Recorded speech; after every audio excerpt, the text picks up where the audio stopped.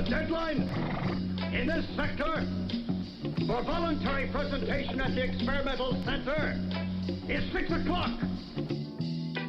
You're supposed to be an artist. Use your imagination. Oh, thanks a lot. I'm all out. What's happening, everybody? Sheldon J. Think About It Radio with another show for you. You know how we do. It's election day, but every day I'll vote for me. I'll approve this message. Man, tonight I got a good interview lined up for you tonight. Mr. DeGerrian Evans hails from the CKT, has his own business, his sporting agency. Man, I will let him explain it more to you, but I just appreciate you for your time, my brother. How are you doing tonight, my man? And I'm good, King. How are you? I can't complain, man. I can't complain. Don't tell you nothing but your blood pressure, my brother. So it's all gravy. Absolutely, absolutely. Yes, sir. Yes, sir. What's going on, man? Man, I wanted to, first of all, thank you for your time. Thank you for taking a few minutes to chop it up with Think About It Radio for a while. And as if you listen to some of the other shows, which I'm sure you have already, I'm doing East Texas, Crockett, Texas initiative, you know, cast it out, and see down there that's doing positive things, right? And I want to be able to get a conversation with you going to where maybe you can give some advice to some other people that maybe have some ideas, and maybe, you know, maybe you can say something to kind of, you know, spark them a little bit. I just want to be able to share information, and as I always say, effectively network with people, young brother. And I appreciate you again, you taking my time to be on the show. Taking your time. No, absolutely. Yeah, man. Whatever questions you got, man, feel free to ask away, man. I'm an open book. Definitely, man. Now, in reference to your business ventures, can you let the people know like exactly what you're involved into? Because I don't want to misrepresent anything, my man. Oh, okay. Not a problem.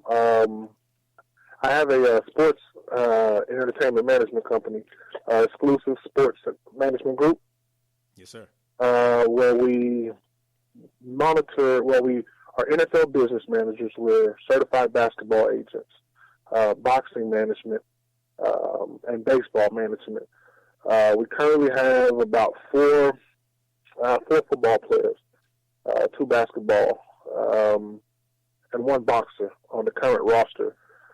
We help guys from the minute they declare from the draft all the way through the draft to the time that they actually sign a contract. And on a 53-man roster, with basketball, we help with a contract acquisition, it's impressive, training, or whatever.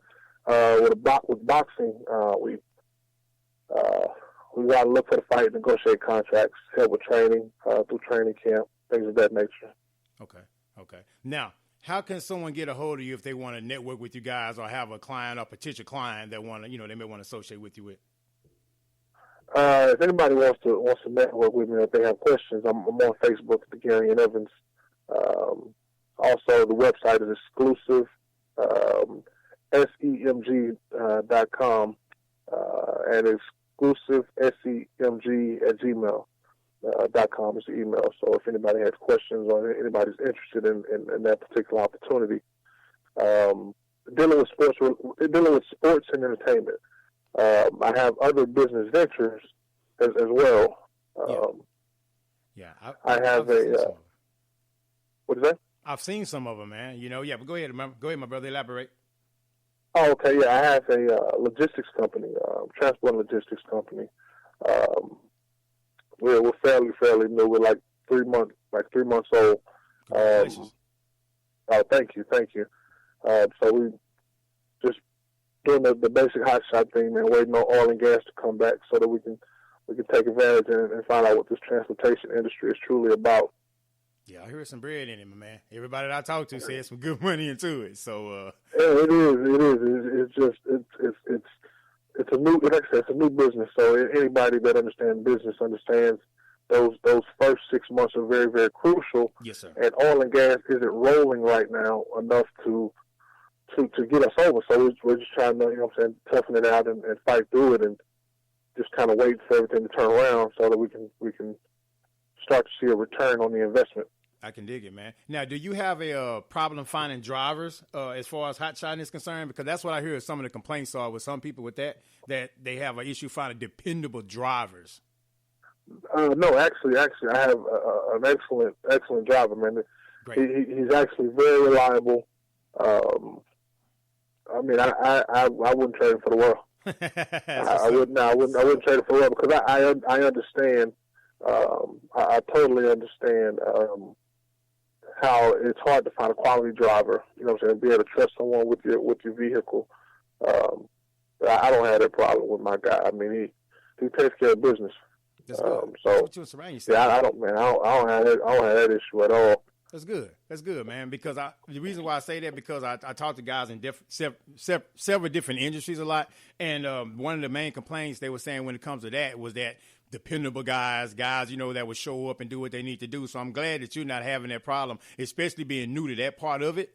I'm glad you're not experienced that, because that could be another hurdle that you have to climb as well. So that's good to hear that, man. That's really good to hear. Absolutely. Yeah, that's real good to hear, man. Now, what made you decide that, I want to go in business for myself. I don't want to punch a clock. I want to be able to do some things because I saw where you bring some entertainment like comedy and concerts and things of that nature as well. So, again, you got your hands in a lot of pots, my brother.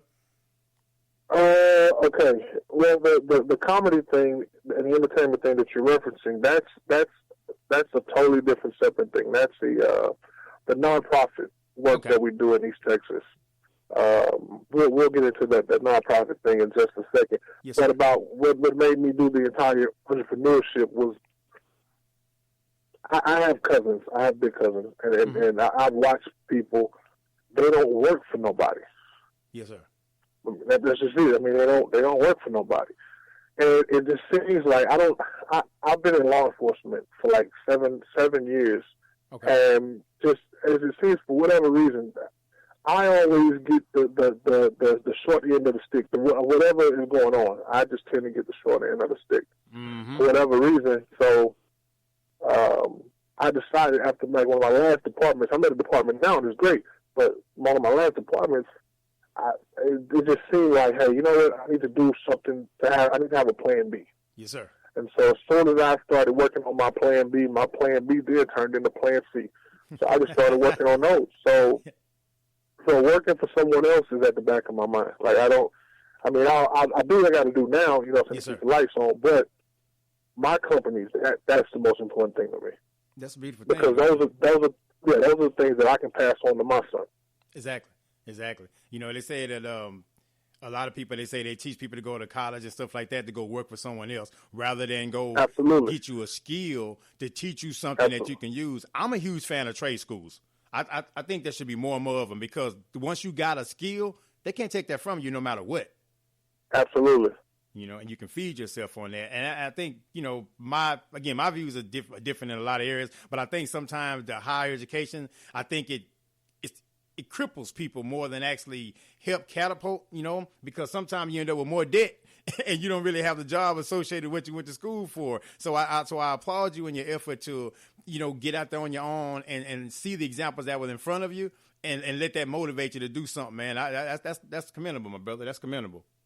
Nah, absolutely. Yeah, I mean, I had some people that came before me. I ain't see them work for nobody. I seen them build $1 million companies. I have two cousins that are very successful.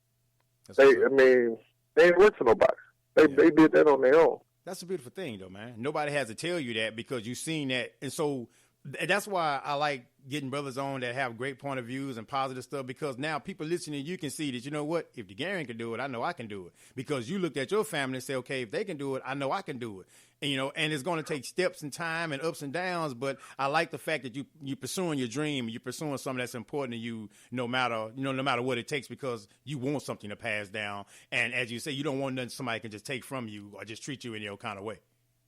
No, absolutely. But also, too, I understand what it's like to go without.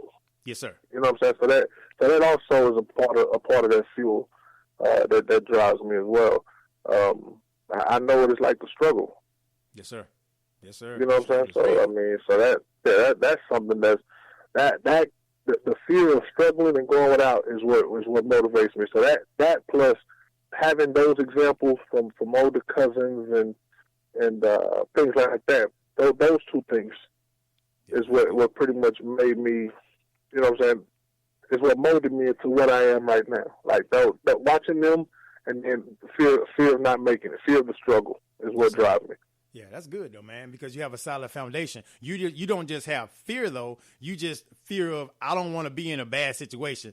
Even if you get in a bad situation, you got enough self-fortitude within yourself to where you won't stay in a bad situation. You know what I mean? I think sometimes people, they get in bad situations, that's life, right? But staying there, you know, and that part cripples you. Absolutely, absolutely.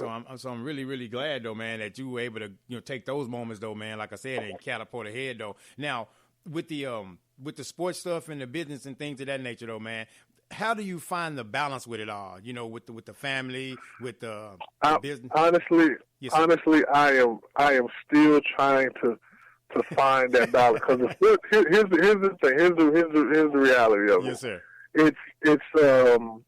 It's difficult because with sports management, there's no set hours. Mind you, with my overseas basketball, when it's nighttime for me, it's morning for them overseas. So if I'm trying to lock in a contract or contact a team, I have to, you know, so I got to be up at certain hours trying to send an email or send a text or do something. Yeah. My company is, like I said, that company is less than 3 years old. So I have a lot of experience around me, but it's just not, we're still trying to find that balance. That's difficult because when you're dealing with sports don't stop. You're right about that, my man. Yeah, that doesn't stop. It's always going to be something going on in regards to sports. So that part doesn't stop. I'm still working on it. I have a 2-year-old son. I'm trying to figure out how to balance time and do what I need to do for the family and make it work for everybody. Yeah. Yeah, trust me. Welcome to the world of trying to balance stuff, man, because it is difficult, but it's doable, right? You know. True. But I seen a documentary a while ago. Kobe Bryant had a documentary, and pretty much what Kobe was saying is, what are you willing to sacrifice to be great? Yes, sir. And so, I mean, I'm not willing to sacrifice my son, but if I gotta put in that work right now and kind of not have the time with him that I need, but if I know at the end he's not gonna want for nothing and his children will be able to benefit, then it was worth the sacrifice. You're right. Sometimes you have to, like I said, you have to be able to understand that part of it though, and not just be just business, just family, just one side or the other. You know, as you said, once you get that truly understanding of it, and then you got a team around you and people that really understand where you're trying to go and how you're trying to do it, you know, I think those aggravating days will be lesser and lesser because, again, you building a successful team that really understand the big picture. Absolutely. You know, I think that's important, though, man. You know, if people around you that understands the big picture, because there's nothing more difficult than trying to build a business, trying to be successful in something, and then you got to go fight with all this, and then you got to fight at home. No, you're absolutely correct. So, I mean, the hardest, like I said, that's one of the hardest things is really just finding the balance. But I'm in that Kobe Bryant mind frame. Like I can dig it. Like I'm willing to sacrifice it all to be great because I understand if I put in that work, I understand that my children, my family, their children, everybody's going to be good from this. Yes, sir. It takes time. It takes time to build something, though. It takes time to get to that particular point. It's almost like, you know, like chopping a tree down, right? You chop the tree. If you keep hitting a different spot every time, it's going to take forever for that tree to fall. So you got to just take the steady swing in the same spot, and eventually you're going to get the results that you want. So I think a lot of times what happens is, you know, as far as business and things of that nature, and I'm hearing you, and you got it. You understand it, and you get it. You got to be able to just be consistent no matter what, because you have to see that road. And if it's your vision and it's your goal, people will kind of understand it, but they really won't fully get it. Right? Yeah. No, you're definitely right on that one. You know, but I mean, I commend you on that effort, though, man, and being able, you know, because how old are you now, my brother? 30 years old. So at 30 years old, you have an understanding of the importance of things. Now, I'm sure we see other 30-year-olds that may not have it there yet. And again, we're not here to judge. You know, all we're here to do is be the best us that